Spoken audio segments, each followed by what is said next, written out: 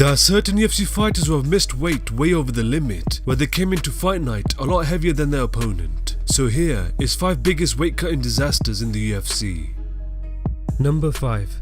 Charles Oliveira is a very talented jiu-jitsu fighter who has pulled off some insane submissions in his UFC career, but since moving down to the featherweight division he has had big trouble in making the weight limit, where he has failed on 4 separate occasions. The biggest weight cutting disaster was when he stepped on the scales in his scheduled featherweight fight against Ricardo Lamas. He weighed in at 155 pounds. He came over 10 pounds, which showed that he didn't make an effort to cut the weight. In the fight, Ricardo Lamas was quickly able to wrap him up in a deep guillotine choke, forcing the tap.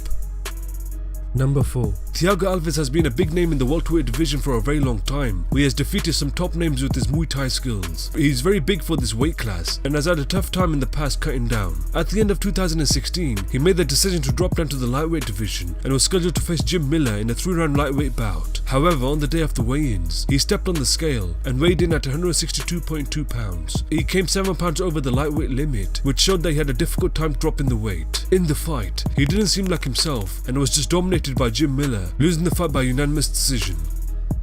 Number 3.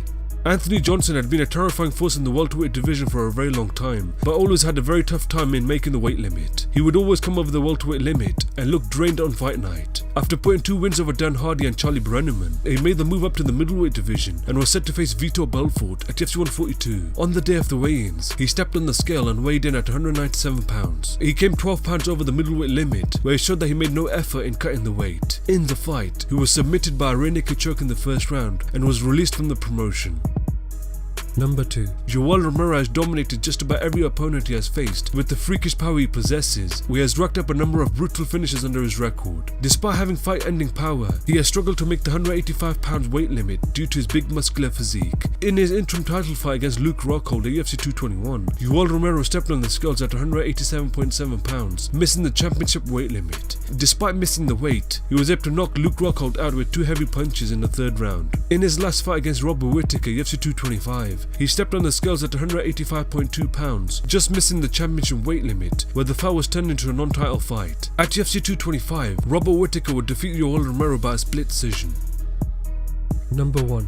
Mackenzie Dunn is a very high-level Brazilian jiu-jitsu practitioner who is known for her accomplishments in the jiu-jitsu world. She transitioned these skills very well into MMA, where she has effortlessly submitted fighters on the ground. However, she has found it difficult to cut down to the strawweight limit, where she has missed weight 3 times in her professional career. After winning a split decision over Ashley Yoder at UFC 222, she was next scheduled to face Amanda Cooper at UFC 224. On the day of the weigh-ins, she stepped on the scales and weighed in at 123 pounds. She came 8 pounds over the strawweight limit, where she didn't even make an effort in making the weight limit. In the fight, she dropped Amanda Cooper with a vicious right hand and sunk in a rear naked choke to get the victory.